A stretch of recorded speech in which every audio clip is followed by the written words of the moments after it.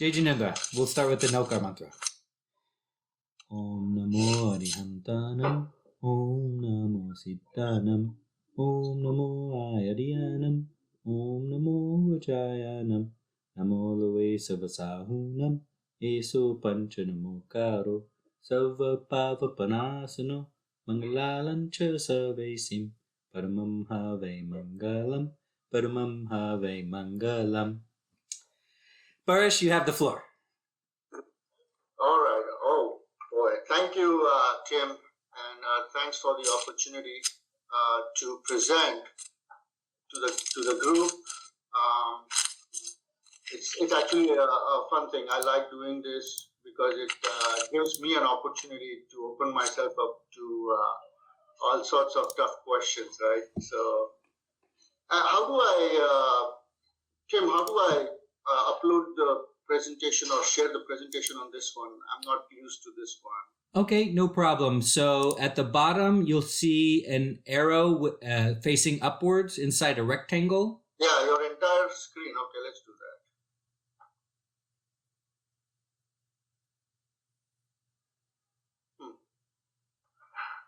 All right.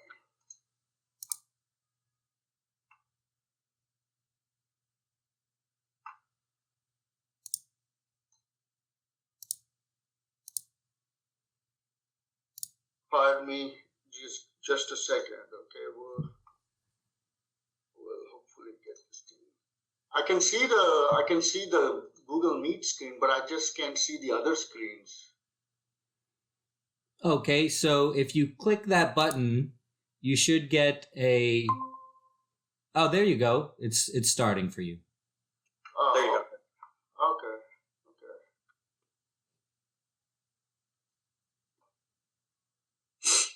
Let's see. You're sharing all screens. Probably you may have to share one of the screen. Yeah, but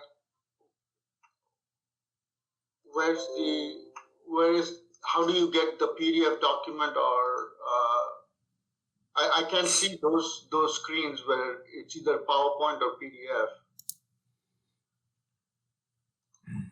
I think you have three monitors, Paresh? No, just one. Just one? Whatever you want to show us, just make it a full screen, and it'll show full screen for us, and it'll hide the Google Meet window. There you go. Can you guys see this now? Yeah. Yes. Yep. Oh, okay. Well, I can't see you guys, so So you can minimize this window on the left there and just drag so you can see us on one side of it. Oh, okay. There you go. Gotcha. Hang on. Oh, there you go. All right. Yeah, there you go. All right. Okay. Thanks, guys. So I'm just going to talk a little bit about first the disclosures, right? All Tim, these lawyers, Tim. So all the content here is just for informational purposes. No solicitation for any buying or selling of securities, which you should only do through your advisor. Okay. All right. So I was just going to talk a little bit about financial planning, and then the investment manager, what you should look for in an investment manager. And then the fun part, basically when you are doing it yourself, what you probably want to think about. And this is, I'm not a financial planner, so I don't do this actually for my client. I just got this information mostly online, and I talked to a friend of mine who actually does this. So, it's not the very sophisticated stuff that you might have already seen with your financial planner, but this is elementary stuff. One of the plans that is out there is called the 50-30-20, or actually some people also call it 50-20-30 plan. And what it essentially means is that 50% of your income, monthly income, should go to fixed expenses.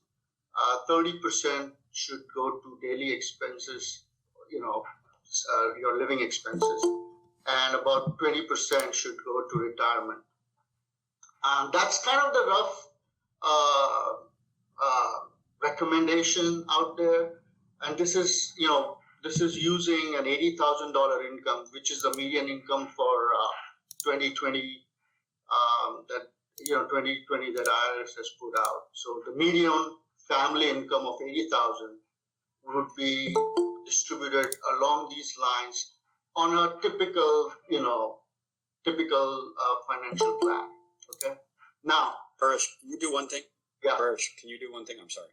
Can you take the screen that you're talking about and drag it over the, make it bigger over the chart that you're showing?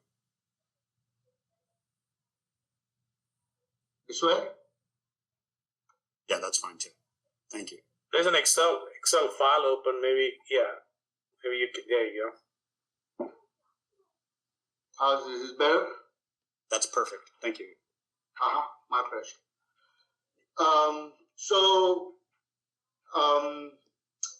In the fixed expenses side, you've got your debt repayment. Now this is all subjective. Okay, this is assuming a certain lifestyle, assuming certain obligations, student loans, auto loans, so on and so forth. This may not be applicable to everyone, but as I said, these are typical expenses that people have to think about. The one thing that I wanted to really stress on is the term life insurance. Typically, it's recommended that a family has 10 times the income, 8 to 10 times the income as insurance. And obviously, both husband and wife are working. You have to calculate it accordingly. But whatever is the income coming into the family, 10 times is roughly what is recommended. And again, I don't do insurance, but there are many products out there, and most insurance agents don't want to spend time selling you term life, because term life is the cheapest and they make the least money out of it. Okay, they usually will push investment-linked products. The pitch is very simple. You are paying this premium. Why do you want to just let that premium go? You will get the premium back in forms of returns. Okay, if you go with this product. And in my experience, when I've analyzed those products, and I don't, as I said, this is not what I do on a daily basis, but the few times that I've analyzed, the returns are pretty lousy. Okay, you'll get maybe 3 to 4% return for the extra premium that you are paying in terms of the excess premium that you would pay over a term life policy.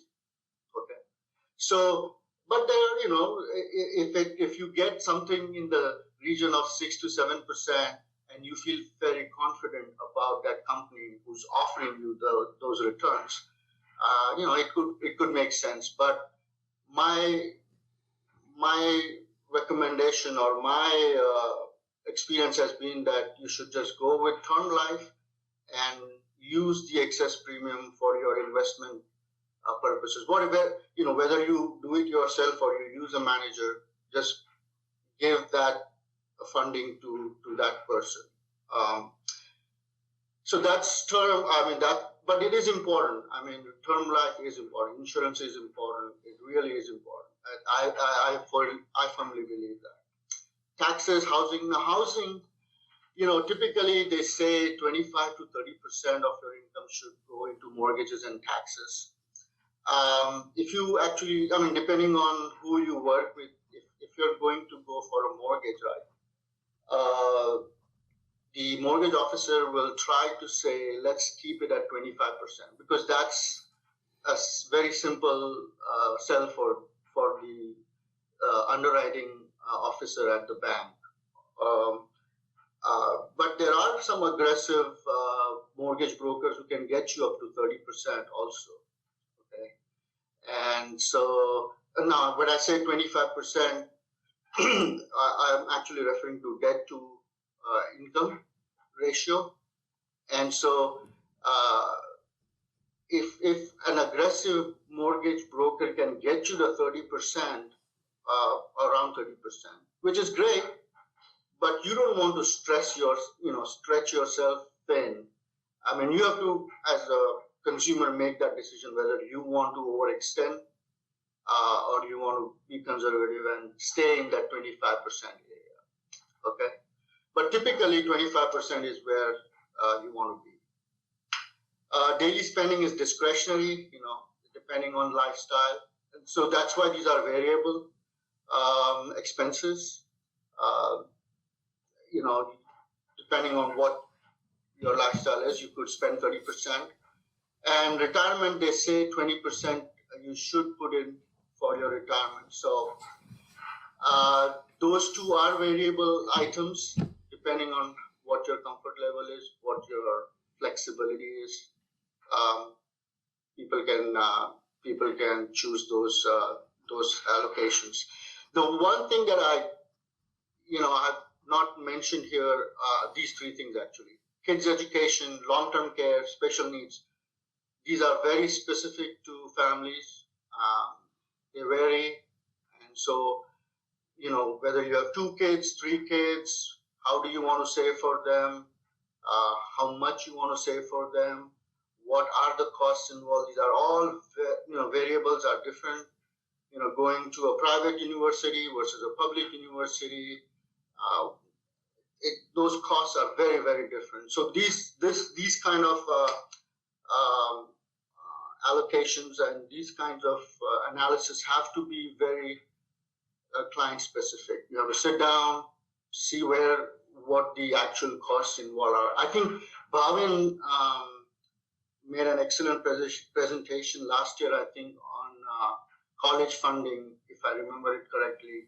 He was talking about some Texas plan, Bhavin, right?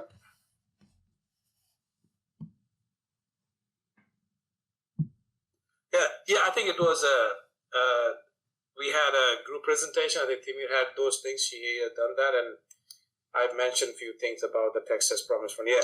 Yeah. So those are very specific to the client, to the investor. Long-term care. I have actually looked at a few of these policies. Okay, and again, just like the term life versus the investment related insurance products, long-term care, at least the products or the policies that I've looked at really didn't look that attractive because the payouts are capped. The payouts are capped, and the cap is actually quite restrictive. You get certain amount for maybe 10 years, and then after that it's all over. So my experience has been that instead of actually putting money into long-term care, now there may be certain situations that work out great. Okay, this is not an absolute statement, but generally speaking, the money you would put in long-term care premiums, you're better off just putting it in investments, whatever investments you want to do, and the returns on those would probably, you will come out ahead from in terms of what you would be getting as benefits from these long-term care policies. That is assuming you would need them, because as I said, there are many restrictions. At certain ages you get them, at certain and the payout is of a certain level. So all those things have to be looked at very carefully when you make those decisions. And lastly, special needs, it's again very situation specific. That's why I have not included these three items in your standard plan. Okay. Any questions so far? All right. This is just a pie chart of the same what we just left. Okay, so on the investment side, and this is what I do now. On the investment side,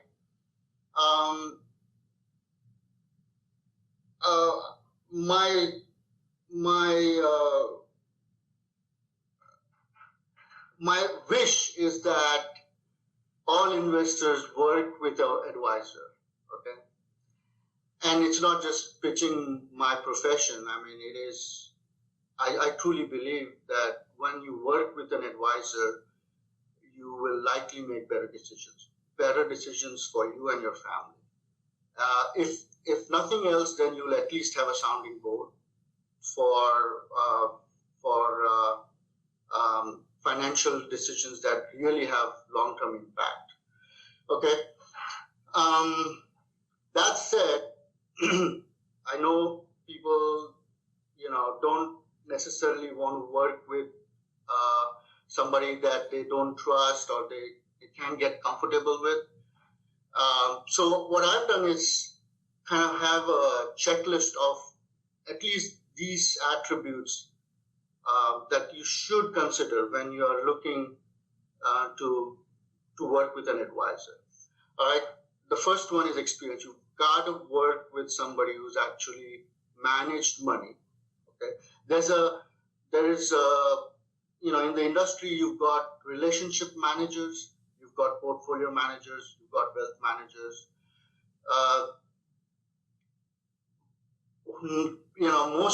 Most of them are great people. I mean, they do a great job. But what you want to do is work with somebody who's actually managed money during downturns. So the tech bubble, the financial crisis, and now coronavirus. If your manager has worked under these stressful conditions and shown you the ability to manage money well, that's a great asset. That really is. It's practice and theory are two different things. We all know people who actually manage money really can add a lot of value to your investments. So that would be my number one criteria. Number two is independent. You don't want to go with somebody who's they look, Merrill, Morgan Stanley, all of them will say, even though we are not independent, we have the flexibility to select whatever investments we want for you. And so, in effect, we are independent. But you want to go with somebody who is really independent and has a fiduciary responsibility. These people are typically called independent registered investment advisors. They are registered with State Securities Board or the FINRA or SEC, and they have independent character. They are not associated with banks or brokers. You want to go with one of those because they really have the ability to scour the landscape and get you the best investment opportunities out there. Third one is knowledge. I would say this is a hard one. I mean, a lot of portfolio managers out there, they focus on one or two things, but they really do it well. They do it very well. Some are small cap managers, some are large cap managers, some do all stocks, some do fixed income, some do, just MLPs, some do REITs. They really are good at what they do. But what you want to go with is somebody who can do a broad spectrum of asset classes, just not stocks or bonds, but can actually understand the relationship between all these different sectors. and the interplay between them. It really, if a manager can understand uh, the let's say fixed income sector well, then they can actually, or he can or she can actually also make sure you are not exposed to the bad or the riskier areas on the stock side. So that's why the breadth of knowledge really is really important, very important, man. And lastly, accessible. You need to be able to call your manager at any time and ask question if you have one or get advice. Accessibility is really, really important. Any question on this slide?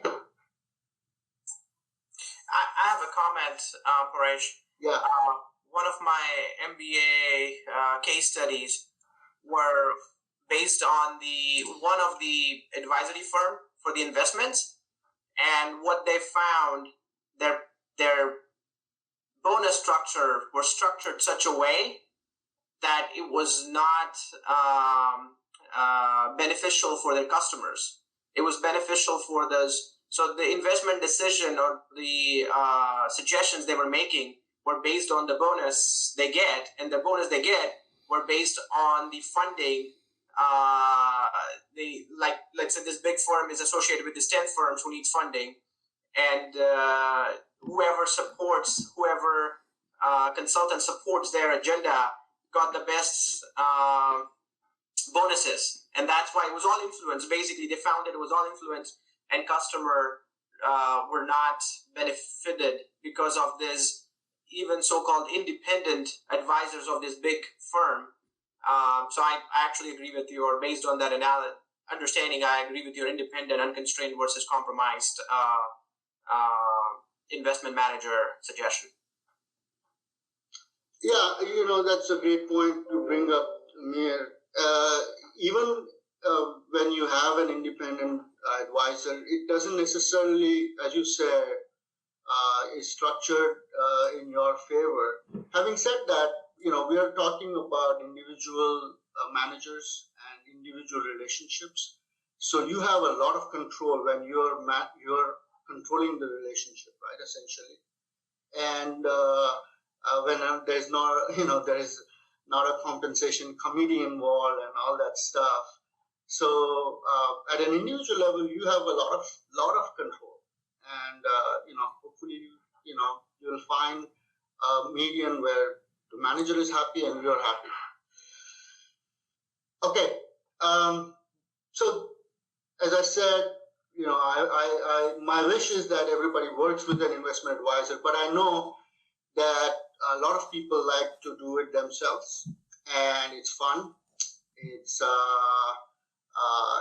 there is some rush there, but so this is kind of some of the points that I think as an individual investor doing it yourself, you should be aware of. Now, objectives again differ from an investor to from one investor to the other. Some people may be doing it for retirement, for education funding, whatever, and some people just have excess liquidity and they want capital gains, they want returns, and they're in the market to generate returns. Whatever your needs are, I think you have to basically understand what your objective is. And if you are looking at retirement or education funding, then there is a lot of math involved. You got to understand what your cash flows are going to be in retirement, what your lifestyle is going to be, how much you need to generate from your investments, and then tailor your investment strategy accordingly. If you need 6%, the strategy is going to be different than what if you need 8% or 9%. Obviously, higher the return, higher will be your risk, and the strategy has to take that into consideration as well. So that's, from an objective side, you have to understand where you want to go. Second is approach. there are different ways of investing. People mostly on individual side are bottom-up investors. Bottom-up is where you basically look at only a certain stock in absolute manner. In other words, if you're looking at, let's say, Apple or Google, you're just looking at that idea. You don't take into consideration the other factors, interest rates or this or that. Nothing else comes into play. You're looking at that particular idea and deciding whether you want to invest in that idea or not. Right? That is kind of a bottom-up construction process. Just on the side, a lot of these managers on mutual funds or hedge funds, they are bottom-up. They have a particular mandate, so they'll be, let's say you're a large cap growth manager, you could care less as to what other factors, like interest rates or macro factors are doing. Your focus is very narrow. You just want to see what best ideas available in large cap growth. Okay. But if you're an individual investor and you're managing your own money, you may not have that luxury. In fact, I don't think you have that luxury. You have to structure the portfolio to be diversified enough to kind of weather a lot of market situations. You're not going to be able to weather all of them. And even the ones that you weather, you're going to take certain hits. But if you are able to construct a portfolio that is diversified enough, then you will be able to at least keep your objective in target. Otherwise, if you are going to stray too far, it's called tracking error. If you're going to stray too far, it's going to be very difficult to come back to your objectives. Very difficult. So that's why this bottoms up versus top down approach is really important consideration for individual investors. If you want to go that route, it's riskier. That bottoms up is riskier because you're basically relying on your ability to pick ideas that are going to be able to work. And last 10, 15 years have been great. People have been able to put 5, 10 large cap growth stocks in their portfolio, and it's they've outperformed the best managers out there. Okay, but these conditions are not likely to persist. So keep that in mind. If you're a bottoms up guy, just know what the reason you're buying a particular idea for. It's called a thesis. If you are buying a certain idea based on certain expectations, you have to continuously evaluate whether those expectations are still intact or not, on a daily basis, actually. And if you think that the thesis is broken, you have to make that call yourself. It's a very hard thing to do. Selling losers is not a skill that a lot of individual investors can develop, at least not in the short term.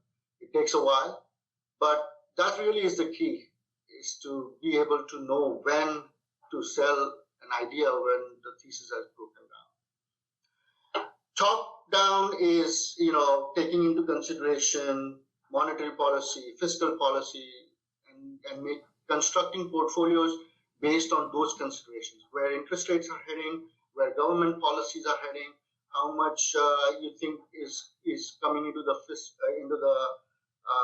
as stimulus into the system, so on and so forth. Those considerations drive your allocations.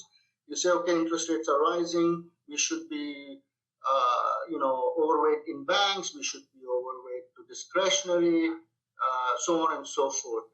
And those considerations drive your selection of securities. Okay, not many managers actually do that. because, as I said, they have a very narrow focus, and they will basically stay in that lane. But top-down, managers typically are on the fixed income side. They give a big consideration to macro factors on the fixed income side. All right, asset allocation is the next checklist point. 80% of returns are determined by asset allocation. So what does that mean?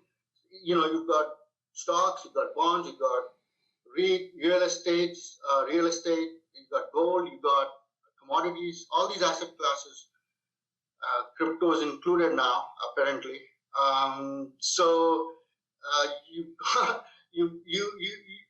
How much you put into each asset class basically will determine 80% of the returns. If you are in the right asset class at the right time, you'll do well regardless of the security selection. Security selection is basically 20% of the return. Now, this is, empirical data based on historical performances. And so the asset allocation process itself is really important. And if you're an individual investor doing it yourself, understanding macro picture then becomes really important. If rates are heading higher and you think, they're heading substantially higher, you might want to lighten up on sectors and areas that are rate sensitive. Technology has taken a massive hit recently, and a lot of it has got to do with rate expectations. So those considerations are really important when you're deciding on asset allocation. And last one, which I think is very important, risk management. When you're managing a portfolio, make sure you're managing individual risk, individual position risk. What I tend to do is I limit exposure to each position 3%, 4% max.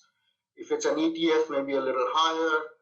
But regardless of your conviction in a certain idea, make sure you don't overexpose yourself. This is really key. People get wedded to a certain idea and then they go all in, and I've had people who are taking 10, 15% exposure in one single stock, and it just it's not good risk management. Correlations are important. If you think buying 50 stocks in a portfolio is diversification, it may not actually be diversification. You want positions that have low correlation or even inverse correlation. Very difficult to find these days. Very difficult. But you don't want ideas that move together. If you have Apple and if you have Microsoft and if you have Google, they're all moving together, right? Now, there are individual factors that move these stocks also, but from a sector standpoint, they all move together, and it really doesn't provide much diversification if you load up your portfolio with positions that have correlation approaching 1. And lastly, self-discipline, very important again. You need to know when to sell on the upside and downside. It's really, doesn't make any sense for you to just keep riding either upside or downside, because at some point, your portfolio is just going to be gyrating with whatever the market is doing. You are not actively intervening and controlling the risk factors. All right, any questions on these? What is a typical commission or compensation we should expect for an investment advisor? So typical commission, its management fee is in the 1.5% to 2% range. I would say between 1 to 2%, depending on the manager. If it's a big name manager, you're obviously going to pay more, but you should be expecting 1 to 2. Now, there are different structures. If you are going to invest in a hedge fund, it's 2 plus 20. What they say is they'll take 2% fees, and then they will take 20% of the upside that they generate. Okay, and there are high watermark issues and all those things. We won't get into that, but 1 to 2% is a typical fee structure for investment manager.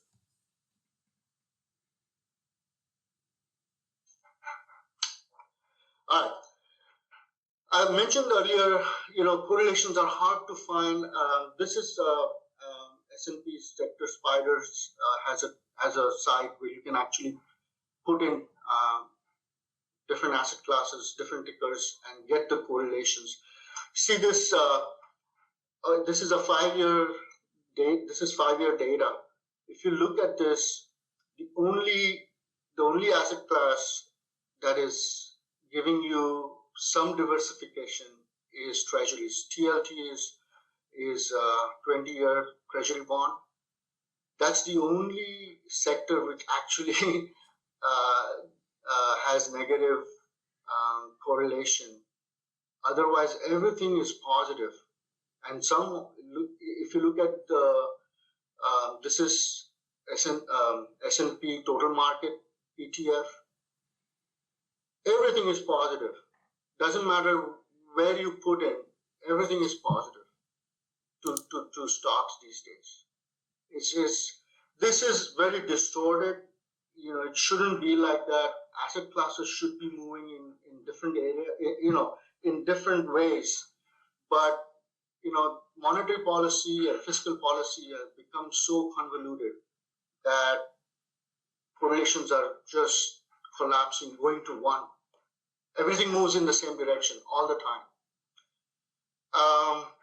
I put up some charts here. This is some things for y'all to think about. This is a chart from Bank of America. It's very interesting, actually. It's kind of pokes holes in the myth. I mean, in the idea that real estate and all these real assets are safe and really good. Look at this. This is real assets, which includes commodities, real estate, collectibles, gold coins and stuff like that, versus financial assets. Okay, since 1925, and financial assets have actually performed much better than real assets over the last 100 years. Much better. There's in fact been no period in this 100-year history where real assets have actually outperformed financial assets. No period. Huge revelation. This idea. Now, true, this data is only capturing prices. It doesn't capture yield, right? In other words, if you have a commercial real estate property, the rent that is generated, right, would be separate. But so is the dividend yield on stocks would be separate, because this is just comparing prices. So to some extent, they have made the adjustment. They have kind of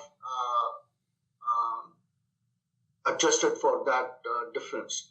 But this is really, I thought it was kind of amazing to see how vastly financial assets have outperformed real assets.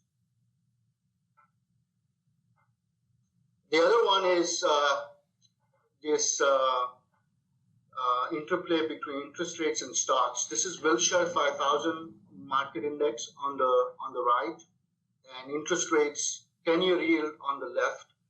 10-year yield basically topped off in, I think, 82 or 83 at around 13-14%, and it's been on a downward slide since then, touching almost zero in the COVID crisis. It's come back up now, but look at the stocks during the same period, done remarkably well. And one of the reasons why people are skeptical of risk assets moving forward is not sure whether this trend in rates is going to be maintained. If it does, I think you'll be fine. But my sense is we've seen the best of interest rates.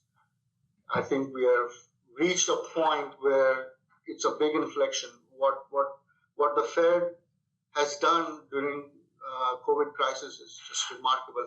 This is what has happened since 2000. This is just since 2000.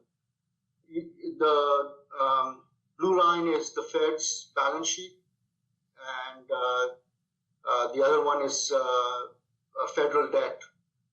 The Fed's balance sheet is 9 trillion, and the federal debt is now past 30 trillion. We achieved that milestone last week, actually. The federal debt is now over 30 trillion. And, this kind of liquidity that has been pumped into the system, I find it very hard to believe we are going to continue with that. Having said that, this chart is really interesting. In a rising rate environment, stocks actually tend to do well. Since 1971, the average gains in stocks has been around 20% during rising rate environment. So, the shaded area are the areas when rates have been rising, and the performance of stocks have been actually very good during that time. But that's in the backdrop of a secular decline in rates. So the conclusion would be, the rates are rising, but they won't be rising for long. Okay, that's kind of the mindset investors have been having for the last 40, 50 years. And lastly, I wanted to just share this. This is, again, different asset classes and the return and the risk of those asset classes. What I found was interesting is that REITs have the highest return, first of all, and this is a 20-year period, 1996 to 2015. REITs have the highest return, although they also have the highest risk. It's kind of counterintuitive. You think about real estate, you think stability, you think, there is real asset there, you can touch and feel, and yet volatility, in other words, risk, is very high. These things move up and down quite a bit. And the other thing that I found really interesting in this one is this international stocks. Wall Street has been pitching international stocks as the go-to place, but look at the returns. In fact, they are less than U.S. bonds. Forget about U.S. stocks. They have been less than U.S. bonds, and the risk has been really, really high. It's been a terrible place to be. Okay, at least this data period, the 20-year period that I've mentioned. Yes, Miri. Couple of questions. What is REITs? R-E-I-T? Real estate investment trusts. So these are securities that are engaged in commercial real estate, office buildings, retail strips, malls, hospitals, data centers now. So these are real estate, commercial real estate companies. Got it. What's a bit surprising for me that the risk factor of the U.S. stock and international stock is pretty close. Is that because of the large period of duration? Because I would have expected international stock will have a higher risk. The risk is similar, but the returns are different. I think you bring up a good point. The risk would have been higher, is what your point is, but it is not as high as US. I mean, it is almost similar to US stocks. Yeah, and it's definitely. I mean, good to see the US stocks are higher now. One question I have is this the gain from 96 to 2015? Yes. It's not per year, right? No, this is compounded return. So on a yearly basis, this is the return. So every year you get 10 to 15% increase, rise, right? During this time frame. Yeah. So so 96 to 15. So let's say this 20 over 20 year, you're getting. If I take the U.S. return of let's say 7% or 8%, so over 20 years you got 160% increase in your investment, right? Well, it's not. I see the math that you're doing, but the figure at the end of 20 years would be a little different than just okay. that. I just wanted to say it's not 20%. I mean, not 8%. It's 20%, right? Yes. Okay. I mean, 160%. That's correct. This is a compounded annual rate of return. Yeah. Average return per year. There's a few points there, like one is that when they show it in this format, that doesn't mean that every year you get that same return. That it's an average, right? So 1 year could be negative and 1 year could be super duper, right? And that will offset that. So that's one. Two is that when you look at REITs, right, versus the rest, REIT pays a dividend. Okay, so as they generate cash flow, they rip cash and they give you a dividend, which many people use it as a drip, so they put it back into the product as well, So that's why that risk to reward is different than the rest of those, because most of those may or may not have that same kind of concept. Most successful REITs will go ahead and allow you to give a dividend. And there are REITs now for storage units. There are REITs now for residential apartments or apartment complexes. There are a bunch of different types of products besides now just commercial real estate. Yeah, that's a good point, Nick. This is total return, including the payouts, the dividends, the distributions, and yes, that's why this volatility factor is very important. 1 year could be negative, as Nick said. The other year could be a very big one on the positive side. Where does the gold stay? Gold fall here? Gold wasn't included in this data series that Dalbert provided. I mean, this is coming from MFS funds. They didn't include it, so I could not include it. But if you look at gold over this period, 96 to 2015, returns were pretty lousy. Okay, and it's say that again, Kaushik? Sorry, I didn't mean to interrupt. Okay. They've been pretty lousy, except for the period in 2008, 2009, when gold shot up after the global financial crisis. But in general, commodities do not keep pace with financial assets. They don't. Now there are periods when they do exceptionally well. Okay, and then the way the commodity markets work is supply comes in, prices go down, too much capacity that has to be worked out for a very long period of time. And then, you guys are familiar with oil markets, right? So that's exactly the phenomenon. Yes, Kaushik. A quick thing, do you have anything to say about those target date funds? Yes, I do. Target date funds are good funds for people who don't want to be actively engaged. Okay, those people who want to just put money and not worry about reallocating money at the right time as they reach their retirement date. These funds automatically do it for them, which is a good thing because you do need to rebalance and reallocate periodically.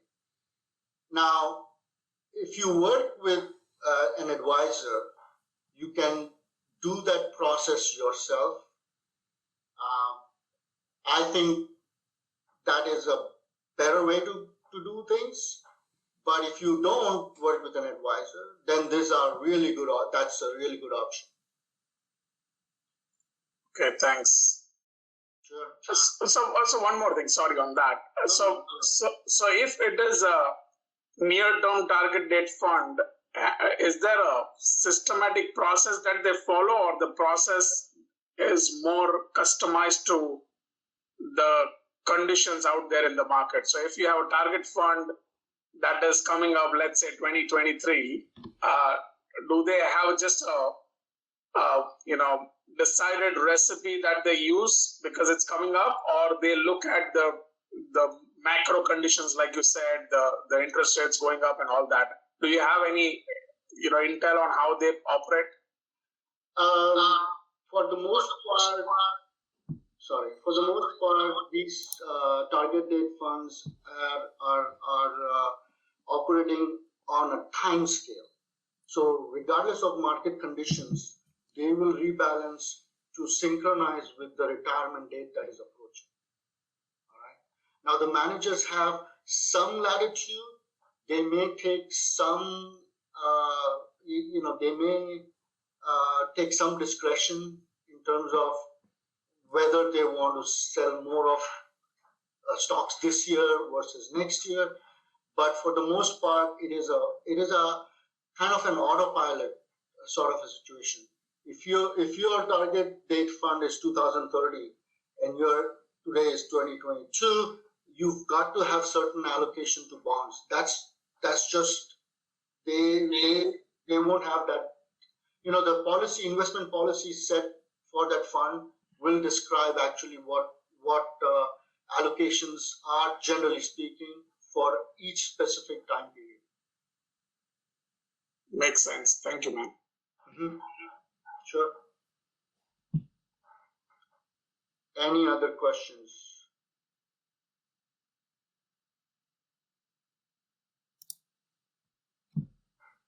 I do a lot of work with crypto. Does anybody want to have a discussion about the basics of crypto? Is that of interest to anybody? If so, then I can definitely prepare that for some time in the future. I do. Yeah, me too. Okay, great. Then I'll plan for that. Excellent. I didn't touch on annuities. Sorry, Nick, go ahead. I was going to ask you, what, many of us work for big companies and may have 401ks and things like that. And, we kind of just put money in there, and we may have allocated, percentages to different funds that are in there. How often should you review that, and what's the right time to do that, and what's the process you should follow for that? Excellent point, Nick. Excellent point. 401ks, people just make the allocation and then they don't really look at it for a very long time sometimes, and it's really really important that you review it periodically. I would say if you work with an advisor, you should at least do it once a quarter. You may not make the changes, you may not make any changes, all right? But it should at least be reviewed. And if there is no changes required, that's fine. That's okay. But just to look at it once a quarter at least, I think would be really helpful. Just to add on to that, we just had an executive who apparently was looking at it pretty closely with the interest rate and the pensions and stuff. And this person actually got surprised himself and he put in his resignation in like 2 weeks, and everybody was like so shocked. Basically, what his message was to everybody is the sooner you can, especially if you have retirement, if you want to retire as early as possible, review that as often as possible with the goal in mind, and that will definitely help you to retire sooner than later. Because most of the people make mistake of not reviewing that soon enough and just always think that they have to work until a certain age. And after his announcement, a lot of people did that, and we actually had a domino, people leaving, because they realized for the right reason that, oh, now I can do it. And management didn't like it. So they actually came up with a bonus. If you let them management know in like 6 months in advance, you get 10 grand. And it was really a big thing about this one gentleman who was reviewing it. So I think it's an excellent point, and we all should, and no date is sooner for that is what I understood from him. Well, I will say this though. I mean, Nick, to not, to your point, actually, it's just a review. I'm not a big fan of making changes. If changes are not warranted, you shouldn't.